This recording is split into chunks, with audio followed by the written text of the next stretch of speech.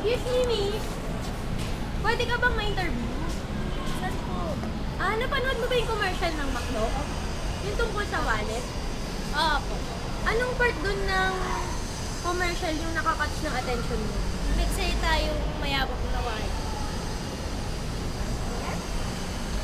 Kung ikaw yung bibilin mo ba yung product na yun pagkatapos mo panoorin yung commercial? Opo. Kasi, ano siya, mura lang siya, tapos pwede sa lahat ng age, tsaka masarap. Tsaka may high quality na rin kasi McDo. May tiwala na rin kasi ako sa McDo. Sige, thank you, miss. Thank Pwede ka bang ma-interview? Opo. Napanood mo ba yung commercial ng McDo? Yung tungkol sa wallet na nagsasalita? Opo. Anong part ng commercial na yun yung nagustuhan mo? Yung ano po, yung wallet. Anong meron doon sa wallet?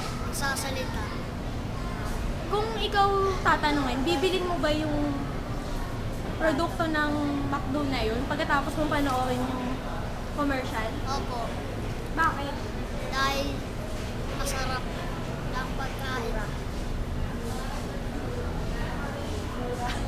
At mura. Okay. Ate, anong part ng advertisement ng McDo yung pinaka nagustuhan mo? Yung nalaman namin na yung tinda pala ng McDo, mura, tsaka sipil.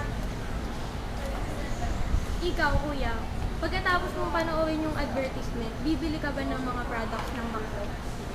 Opo, kasi yung price niya, abot kaya po nung mga estudyante. Tapos, sulit pa kasi Nakakabusog. only gravy. Sige po, salamat.